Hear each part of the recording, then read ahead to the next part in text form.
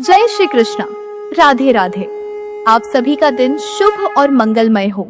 आज दिनांक है 11 अक्टूबर और दिन है शनिवार और आज है कार्तिक मास के कृष्ण पक्ष की पंचमी तिथि। आज आप सुनेंगे कार्तिक मास महात्म्य के 5वें दिन की कथाएं। भगवान श्री कृष्ण की महिमा अपरंपार है। वह किसी न किसी रूप में अपने भक्तों को दर्शन जरूर देते हैं। अगर कोई भक्त उनकी सच्चे मन से भक्ति करता है तो वह हर संभव उनकी सहायता जरूर करते हैं। अगर सच्चे मन से पूरी तरह समर्पित भाव से भगवान की भक्ति की जाए, अर्थात सुध बुद्ध खोकर अगर सिर्फ भगवान का ही ध्यान किया जाए, सब कुछ मोह माया त्याग कर अगर केवल प्रभु में ही मन लगा लिया जाए, तो भगवान अपने भक्त को कभी संकट में नहीं रहने देते, उसे हर संकट तार लेते हैं। आज के अध्याय का शुभारंभ भगवान श्री कृष्ण की एक सच्ची कथा के साथ करते हैं। अगर आप सभी ने सच्चे दिल से भगवान श्री कृष्ण की इस कथा को सुन लिया तो आपका भगवान में अटूट विश्वास हो जाएगा। अगर आज की यह कहानी आपको पसंद आए तो वीडियो को लाइक करके हो सके तो शेयर जरूर कीजिएगा और कमेंट बॉक्स में जय श्री कृष्णा राधे राधे अवश्य लिखिएगा। भगवान श्री कृष्ण की जन्मभूमि में हर जगह आपको कुछ न कुछ आश्चर्य ऐसे दिखाई देंगे जो भगवान से जुड़े हैं। कहा जाता है कि इसकी वजह यहाँ कण कण में भगवान कृष्ण का वास माना जाता है। वृंदावन में भी आपको ऐसे बहुत सारे आश्चर्य दिखाई दे जाएंगे। यहाँ पर कई संत भी हुए हैं, ऐसे संत जिनके चमत्कारों के किस्से हमेशा सुनाई देते हैं। आज भी अनेकों संत वहाँ पर हैं जिनके आश्चर्यजनक चमत्कारों को यहाँ आने वाले श्रद्धालु अक्सर देखा करते हैं। ऐसे ही एक चमत्कार है पागल बाबा का मंदिर और उनके पागल बाबा। पागल बाबा और उनके इस मंदिर के निर्माण की कहानी बहुत ही दिलचस्प है, आप सभी को जरूर सुननी चाहिए। पागल बाबा मंदिर मथुरा वृंदावन मार्ग पर स्थित है। इसके बारे में कथा जनमानस में आज भी बहुत प्रचलित है। इसके अनुसार एक गरीब कृष्ण भक्त ब्राह्मण दिन भर ठाकुर जी का नाम जपा करता था। उसके पास जो कुछ भी था, या यूं कहे कि जितना कुछ भी रूखा सूखा उसे मांगकर खाने को मिलता, वह उसे भगवान की मर्जी समझकर खुशी खुशी खा लेता और अपना जीवन बिता रहा था। एक बार उसे कुछ पैसों की आवश्यकता पड़ी तो किसी साहूकार से वह पैसे लेने के लिए गया। साहूकार ने उसे पैसे देते हुए कहा कि उसे यह पैसे जल्दी वापस करने होंगे। उसकी बात मानकर वह पैसे लेकर घर आ गया। अब वह ब्राह्मण हर महीने नियम से किश्त का हिसाब करके साहूकार के पैसे लौटाने जाता था। आखिरी किश्त के थोड़े दिन पहले ही साहूकार ने वसूली का एक पत्र उसके घर भिजवा दिया। यह देखकर ब्राह्मण बहुत परेशान हुआ और साहूकार से विनय करने लगा, लेकिन साहूकार नहीं माना। मामला अदालत में पहुंच गया। जज साहब अदालत में बैठे हुए थे। ब्राह्मण ने जज साहब से अनुरोध करते हुए कहा कि जज साहब, एक किश्त के अलावा उसने साहूकार का सारा कर्ज अदा कर दिया है और यह साहूकार झूठ बोल रहा है। मैंने तो हर महीने नियम से हिसाब करके किस्त चुकाई है। यह सुनकर साहूकार ने क्रोधित होकर दलील दी कि उसने कोई गलत व्यवहार नहीं किया है। जिस किसी के भी सामने इस आरोपी ने धन लौटाया हो, उसे अदालत में पेश किया जाना चाहिए। इतना सुनकर ब्राह्मण सोच में पड़ गया, क्योंकि साहूकार को जब जब धन लौटाया गया तब उसका कोई भी गवाह आसपास नहीं होता था। इस बारे में बहुत सोचते हुए ब्राह्मण को अंत में अपने भगवान की याद आई और गवाह के रूप में उसने भगवान कृष्ण का नाम ले लिया। भगवान कृष्ण का नाम सुनकर पहले तो जज साहब कुछ हैरान हुए, लेकिन बाद में ब्राह्मण से उनका पता मांगा गया। ब्राह्मण के कहने पर एक नोटिस बांके बिहारी के मंदिर में भेजा गया, क्योंकि जब अदालत में गवाही देनी होती है तब नोटिस मिलने पर गवाह को अदालत में उपस्थित होना ही पड़ता है। अब पेशी की अगली तारीख पर एक बूढ़ा आदमी कोर्ट में पेश हुआ और ब्राह्मण की तरफ से गवाही देते हुए कहने लगा कि जब ब्राह्मण साहूकार के पैसे लौटाने आता था तब मैं उसके साथ ही हुआ करता था। बूढ़े आदमी ने रकम वापस करने की हर तारीख को कोर्ट में मुंहजवानी बता दिया, जैसे उसे सब कुछ एक एक तारीख के हिसाब से याद हो। साहूकार के दावे में भी बूढ़े आदमी द्वारा बताई गई रकम की जो तारीख थी वह भी सही निकली। साहूकार ने राशि तो दर्ज की थी, लेकिन नाम फर्जी लिखे हुए थे। इसके आधार पर जज ने ब्राह्मण को निर्दोष साबित कर दिया, लेकिन जज साहब अब तक हैरान थे कि इतना बूढ़ा आदमी इतनी सारी तारीखें भला कैसे याद रख सकता है। जज साहब ने उसके बारे में जब ब्राह्मण से पूछा कि यह बूढ़ा आदमी कौन है, तो ब्राह्मण ने उत्तर दिया कि यह सब जगह रहता है। लोग उन्हें श्याम, कान्हा, कृष्ण आदि नामों से जानते हैं।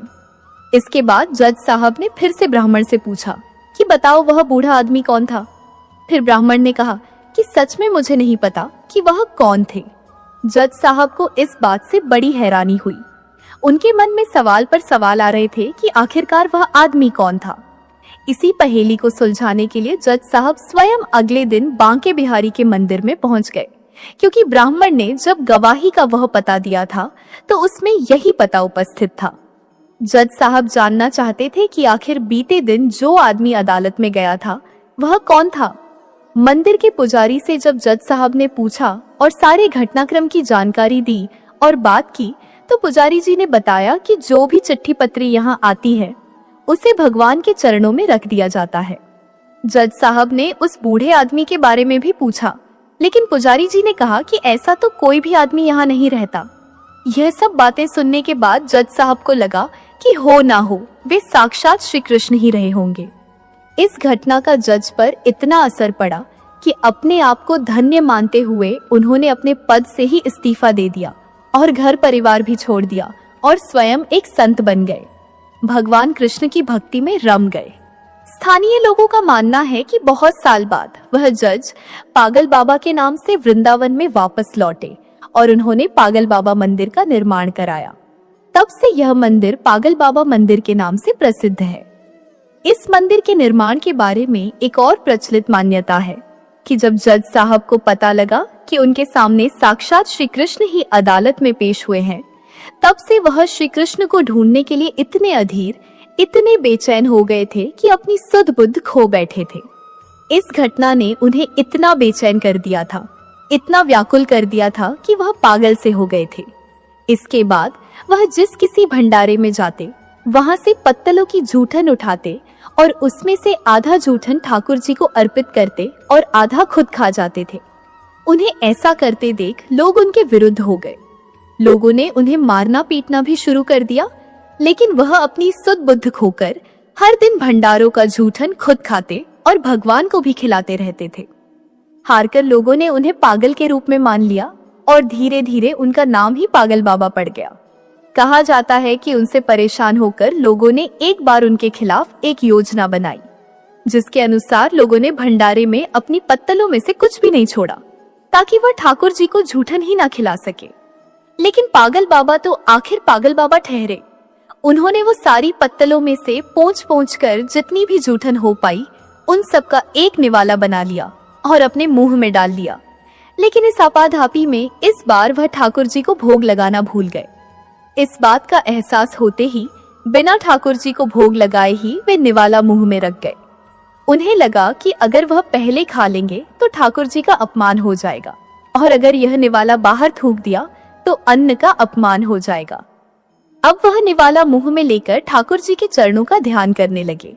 तभी अचानक से बाल गोपाल एक सुंदर से लड़के के रूप में पागल बाबा यानी जज साहब के पास आया और बोला, क्यों आज मेरा भोजन खा गए? यह सुनकर जज साहब की आंखें आंसुओं से भर गईं और बोले, ठाकुर जी बहुत बड़ी भूल हो गई है, माफ कर दो। ठाकुर जी ने भी मुस्कुराते हुए कहा, आज तक तुमने मुझे लोगों का झूठा खिलाया है, किंतु आज अपना ही झूठा खिला दो। जज साहब की आंखों से आंसू रुकने का नाम ही नहीं ले रहे थे। कहते हैं कि इस घटना के बाद से जो पागल बाबा थे उनको मानने वाले लोगों की संख्या बढ़ने लगी। इसके बाद बाबा ने एक विशाल मंदिर की स्थापना का प्रण लिया और विशाल भंडारे का आयोजन किया। अपार जनसमूह उमड़ा, लेकिन बाबा का भंडार खाली होने का नाम ही नहीं ले रहा था। बाबा ने मंदिर में एक विशाल रसोई बनवाई और मंदिर के नीचे विशाल भंडार घर बनवाया। उसी समय आयकर विभाग ने छापा मारा कि इतना अनाज और भंडारे का सामान कहां से आ रहा है। बाबा का चमत्कार तब भी हुआ जब पूरी टीम भंडार घर में घुसी तो उसे वहां कुछ भी नजर नहीं आया और वे आश्चर्यचकित हो गए कि जब यहाँ कोई सामान ही नहीं है तो इतना विशाल भंडारा कैसे चल रहा है। हैरान परेशान होकर आयकर के अधिकारी वहां से चले गए। पागल बाबा को समर्पित यह विशाल मंदिर आज भी वृंदावन में मौजूद है। कहा जाता है कि यहाँ से कोई भी भक्त खाली हाथ नहीं जाता।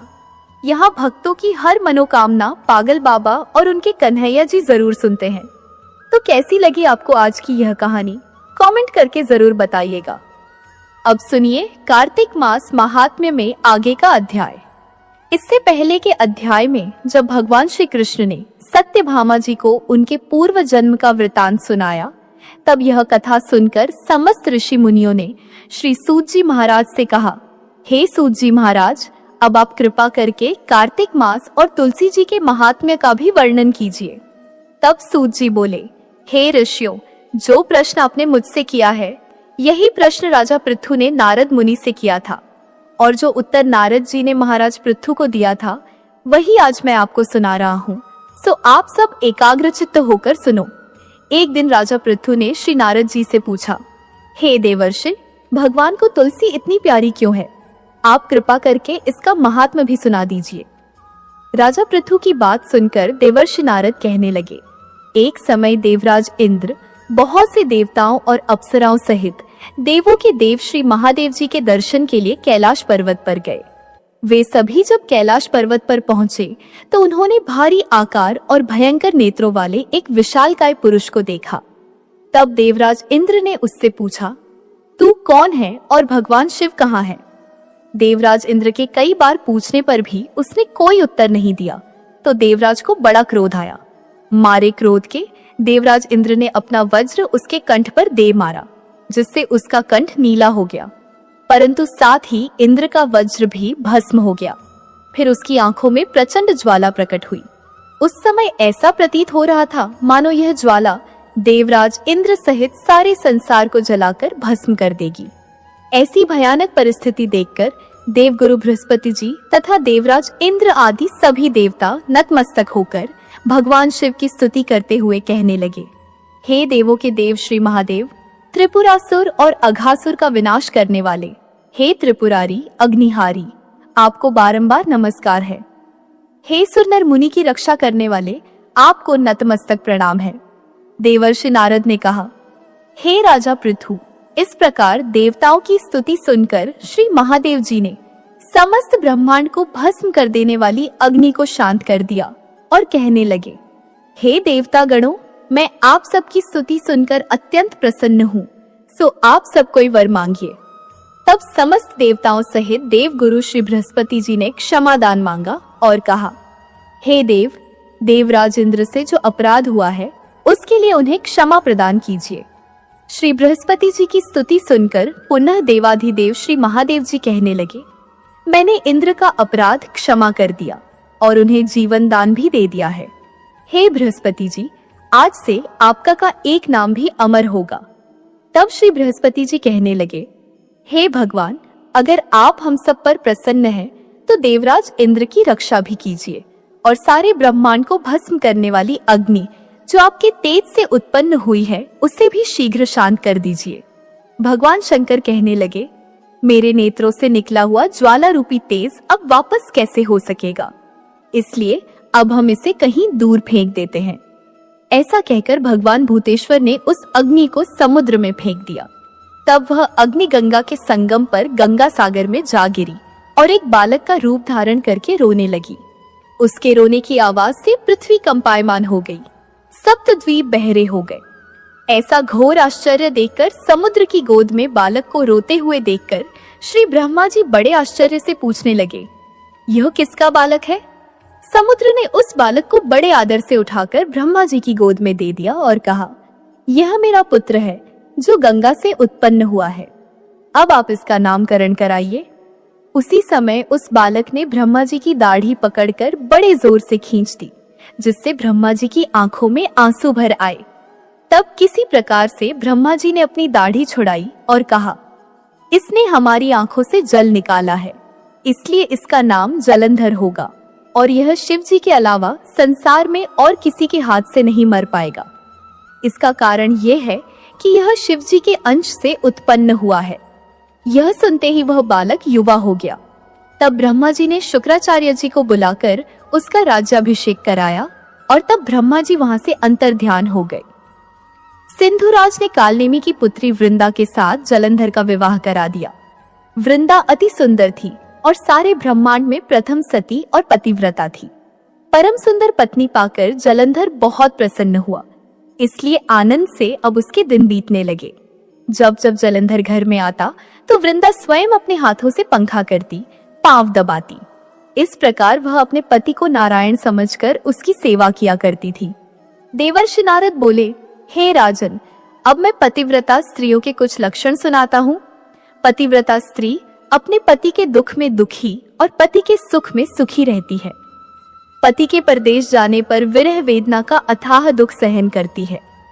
अपने पति के पाप पुण्य में आधे की भागीदार होती है, इसलिए स्त्री अर्धांगिनी कहलाती है। जो स्त्री अपने मृत पति के साथ शमशान भूमि तक जितने कदम उठाकर जाती है, उसका एक एक कदम पर एक एक यज्ञ का पुण्य फल प्राप्त होता है। ऐसी स्त्री अपने माता पिता और पति इन तीनों कुलों को पवित्र कर देती है। जिस प्रकार सपेरा सर्प को बिल से बाहर निकाल लेता है, ठीक उसी प्रकार पतिव्रता सती नारी अपने पति को नरक से निकाल लेती है। जलंधर की कथा पर वापस आते हुए देवर्षि नारद ने आगे कहा, हे राजा पृथु, देवताओं के भय से भयभीत होकर जो दैत्य पाताल लोक में भाग गए थे, वे जलंधर का अभय पाकर फिर से पृथ्वी पर आकर निर्भय घूमने लगे।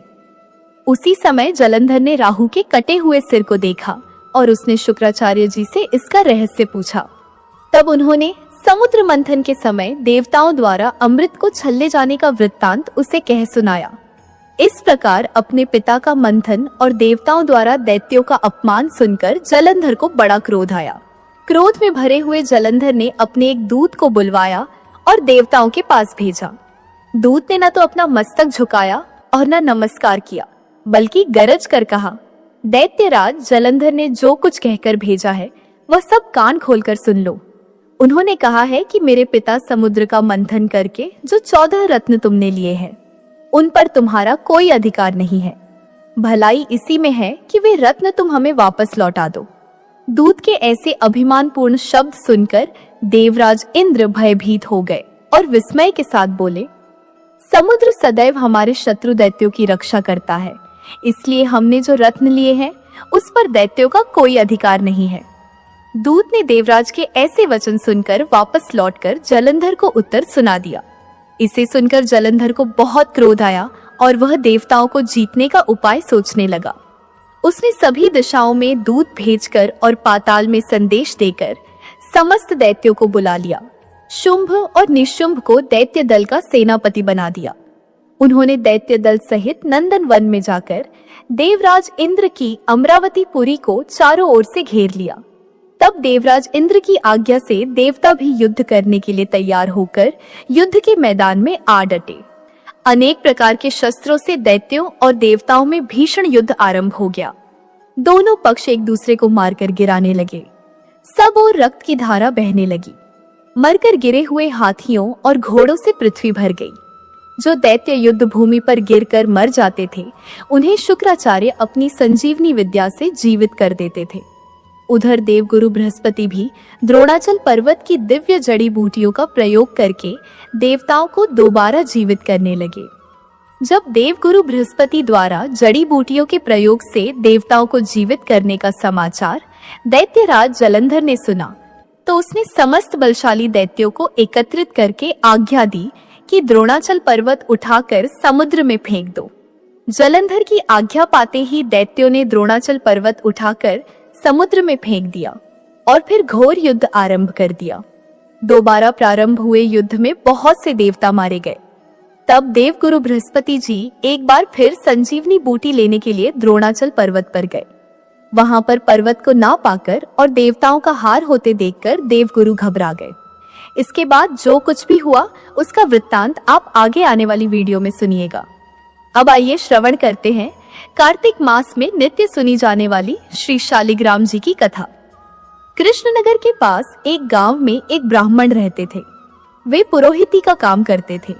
एक दिन यजमान के यहाँ पूजा कराकर घर लौटते समय उन्होंने रास्ते में देखा कि एक मालिन एक ओर बैठकर साग बेच रही है। वहां भीड़ लगी थी। कोई साग तुलवा रहा था तो कोई मोल भाव कर रहा था। पंडित जी रोज उसी रास्ते से जाते थे और उस साग वाली को भी रोज वहीं देखते थे। एक दिन किसी जान पहचान के आदमी को साग खरीदते देखकर वे भी वहीं खड़े हो गए। उन्होंने देखा कि साग वाली के पास एक पत्थर का बाट है। उसी से वह 5 सेर वाले को 5 सेर और 1 सेर वाले को 1 सेर साग तौल रही थी। एक ही बाट सभी तरह की तौल में समान काम देता था। पंडित जी को बड़ा आश्चर्य हुआ। उन्होंने साग वाली से पूछा, तुम इस एक ही पत्थर के बाट से कैसे सबको तौल देती हो? क्या सबका वजन ठीक उतरता है? पंडित जी के परिचित व्यक्ति ने कहा, हाँ पंडित जी, यह बड़े अचरज की बात है। हम लोगों ने कई बार इससे लिए हुए साग को दूसरी जगह तौलकर आजमाया, पूरा वजन सही सही उतरा। पंडित जी ने कुछ रुककर साग वाली से कहा, बेटी क्या यह पत्थर मुझे दोगी? साग वाली बोली, नहीं बाबा जी, तुम्हें नहीं दूंगी। मैंने बड़ी कठिनाई से इसे पाया है। मेरे सेर बटखरे खो जाते तो घर जाने पर माँ और बड़े भाई मुझे मारते। 3 वर्ष पहले की बात है, मेरे बटखरे खो गए थे। मैं घर गई तो बड़े भाई ने मुझे मारा। मैं रोती रोती घाट पर आकर बैठ गई और मन ही मन भगवान को पुकारने लगी। इतने में ही मेरे पैर के पास यह पत्थर लगा। मैंने इसको उठाकर ठाकुर जी से कहा, महाराज मैं तौलना नहीं जानती, आप ऐसी कृपा करें जिससे इसी से सारी तौल हो जाए। बस तब से मैं इसे रखती हूँ। अब मुझे अलग अलग बटखरों की जरूरत नहीं होती, इसी से सब काम निकल जाता है। बताओ तुम्हें कैसे दे दूं? पंडित जी बोले, मैं तुम्हें बहुत से रुपये दूंगा। साग वाली ने कहा, कितने रुपये दोगे तुम? मुझे वृंदावन का खर्च दोगे? सब लोग वृंदावन गए हैं, मैं ही नहीं जा सकी हूँ। ब्राह्मण ने पूछा, कितने रुपये में तुम्हारा काम होगा? साग वाली ने कहा, पूरे 300 रुपये चाहिए। ब्राह्मण बोले, अच्छा बेटी यह तो बताओ तुम इस शिला को कहाँ रखती हो? साग वाली ने कहा, इसी टोकरी में रखती हूँ बाबा जी। और कहाँ रखूंगी? ब्राह्मण घर लौट आए और चुपचाप बैठे रहे। ब्राह्मणी ने पति से पूछा, यूं उदास क्यों बैठे हैं? देर हो गई है। ब्राह्मण ने कहा, आज मेरा मन खराब हो रहा है, मुझे 300 रुपए की जरूरत है। ब्राह्मणी ने कहा, इसमें कौन सी बात है, आपने ही तो मेरे गहने बनवाए थे। अगर विशेष जरूरत हो तो लीजिए, इन्हें ले जाइए, होना होगा तो फिर हो जाएगा। इतना कहकर ब्राह्मणी ने गहने उतार दिए। ब्राह्मण ने गहने बेचकर रुपये इकट्ठे किए और दूसरे दिन सवेरे साग वाली के पास जाकर उसे रुपये गिन दिए और बदले में वह शिला ले ली। गंगा जी पर जाकर उसको अच्छी तरह धोया और फिर नहा धोकर वे घर लौट आए। इधर पीछे से एक छोटा सा सुकुमार बालक जाकर ब्राह्मणी से कह गया, पंडिताइन जी तुम्हारे घर ठाकुर जी आ रहे हैं, घर को अच्छी तरह झाड़ बुहार कर ठीक करो।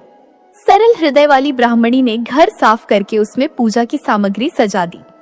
ब्राह्मण ने आकर देखा तो उन्हें अचरज हुआ। ब्राह्मणी से पूछने पर उसने छोटे बालक के आकर कह जाने की बात सुनाई। यह सुनकर पंडित जी को और भी आश्चर्य हुआ। पंडित जी ने शिला को सिंहासन पर विराजमान करके उसकी पूजा की, फिर उसे ऊपर आले में रख दिया। रात को सपने में भगवान ने कहा, तू मुझे जल्दी लौटा दे, नहीं तो तेरा भला नहीं होगा, सर्वनाश हो जाएगा। ब्राह्मण ने कहा, जो कुछ भी हो मैं तुमको लौटाऊंगा नहीं। ब्राह्मण घर में जो कुछ भी पत्र पुष्प मिलता उसी से पूजा करने लगे। 2-4 दिनों बाद स्वप्न में फिर कहा, मुझे फेंक दे, नहीं तो तेरा लड़का मर जाएगा। ब्राह्मण ने कहा, मर जाने दो, तुम्हें नहीं फेंकूंगा। महीना पूरा बीतने भी नहीं पाया था कि ब्राह्मण का इकलौता पुत्र मर गया। कुछ दिनों बाद फिर स्वप्न हुआ, अब भी मुझे वापस दे आ, नहीं तो तेरी लड़की मर जाएगी। दृढ़ निश्चयी ब्राह्मण ने पहले वाला ही जवाब दिया। कुछ दिनों पश्चात लड़की मर गई। फिर कहा कि अब की बार तेरी स्त्री मर जाएगी। ब्राह्मण ने इसका भी वही उत्तर दिया। अब स्त्री भी मर गई। इतने पर भी ब्राह्मण अटल रहे। लोगों ने समझा यह पागल हो गया है। कुछ दिन बीतने पर स्वप्न में फिर कहा गया, देख अब भी मान जा, मुझे लौटा दे, नहीं तो 7 दिनों में तेरे सिर पर बिजली गिरेगी। ब्राह्मण बोले, गिरने दो, मैं तुम्हें उस साग वाली की गंदी टोकरी में नहीं रखने का। ब्राह्मण ने एक मोटे कपड़े में लपेटकर भगवान को अपने से मजबूती से बांध लिया। वे हर समय यूं ही उन्हें बांधे रखते थे। कड़कड़ाकर बिजली कौंधती, नजदीक आती पर लौट जाती। अब 3 ही दिन शेष रह गए थे। एक दिन ब्राह्मण गंगा जी के घाट पर संध्या पूजा कर रहे थे कि 2 सुंदर बालक उनके पास आकर जल में कूदे। उनमें एक सांवला था, दूसरा गोरा। उनके शरीर पर कीचड़ लिपटा था। वे इस ढंग से जल में कूदे कि जल उछलकर ब्राह्मण के शरीर पर पड़ा। ब्राह्मण ने कहा, तुम लोग कौन हो भैया, कहीं इस तरह जल में कूदा जाता है? देखो, मेरे शरीर पर जल पड़ गया। इतना ही नहीं, मेरे भगवान पर भी छींटे पड़ गए। देखते नहीं, मैं पूजा कर रहा था। बालकों ने कहा, ओहो, तुम्हारे भगवान पर भी छींटे लग गए। हमने देखा नहीं बाबा, तुम गुस्सा ना होना। पंडित जी ने कहा, नहीं भैया, गुस्सा कहाँ होता हूँ। बताओ तो तुम किसके लड़के हो? ऐसा सुंदर रूप तो मैंने कभी नहीं देखा। कहाँ रहते हो भैया? आहा, कैसी अमृत घोली मीठी बोली है। बालकों ने कहा, बाबा, हम तो यहीं रहते हैं। पंडित जी बोले, भैया, क्या फिर भी कभी मैं तुम लोगों को देख सकूंगा? बच्चों ने कहा, क्यों नहीं बाबा, पुकारते ही हम आ जाएंगे। पंडित जी के नाम पूछने पर उन्होंने कहा, हमारा कोई एक नाम नहीं है, जिसका जो मन होता है उसी नाम से वह हमें पुकार लेता है। सांवला लड़का इतना कहकर चला। लो मुरली, जरूरत हो तब इसे बजाना, बजाते ही हम लोग आ जाएंगे।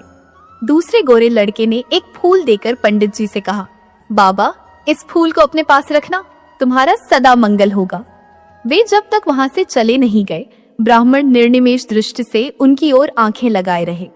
मन ही मन सोचने लगे, आहा, कितने सुंदर हैं दोनों, कभी फिर इनके दर्शन होंगे। ब्राह्मण ने फूल देखकर सोचा, फूल तो बहुत बढ़िया है, कैसी मनोहर गंध आ रही है इसमें, पर मैं इसका क्या करूंगा और रखूंगा भी कहाँ? इससे अच्छा है राजा को ही दे आऊं। पंडित जी ने जाकर फूल राजा को दिया। राजा बहुत प्रसन्न हुए। उन्होंने उसे महल में ले जाकर बड़ी रानी को दिया। इतने में ही छोटी रानी ने जाकर कहा, मुझे भी एक ऐसा ही फूल मंगवा दो, नहीं तो मैं डूब मरूंगी। राजा दरबार में आए और सिपाहियों को उसी समय पंडित जी को खोजने भेजा। सिपाहियों ने ढूंढते ढूंढते जाकर देखा कि ब्राह्मण देवता सिर पर शिला बांधे पेड़ की छाया में बैठे गुनगुना रहे हैं। वे उनको राजा के पास लेवा लाए। राजा ने कहा, महाराज, वैसा ही एक फूल और चाहिए। पंडित जी बोले, राजन, मेरे पास तो वह एक ही फूल था, पर देखिए, चेष्टा करता हूँ। ब्राह्मण उन लड़कों की खोज में निकल पड़े। अकस्मात उन्हें मुरली वाली बात याद आ गई। उन्होंने मुरली बजाई। उसी क्षण सांवले गोरे की जोड़ी प्रकट हो गई। ब्राह्मण रूप माधुरी के पान में मतवाले हो गए। कुछ देर बाद उन्होंने कहा, भैया, वैसा एक फूल और चाहिए। मैंने तुम्हारा दिया हुआ फूल राजा को दिया था, राजा ने वैसा ही एक फूल और मांगा है।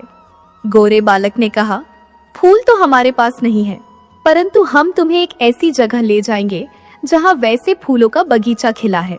तुम आंखें बंद करो। ब्राह्मण ने आंखें मूंद ली। बच्चे उनका हाथ पकड़कर न मालूम किस रास्ते से बात ही बात में कहां ले गए। एक जगह पहुंचकर ब्राह्मण ने आंखें खोली। देखकर मुग्ध हो गए। बड़ा सुंदर स्थान था। चारों ओर सुंदर सुंदर वृक्ष और लताएं आदि पुष्पों की मधुर गंध से सुशोभित थीं।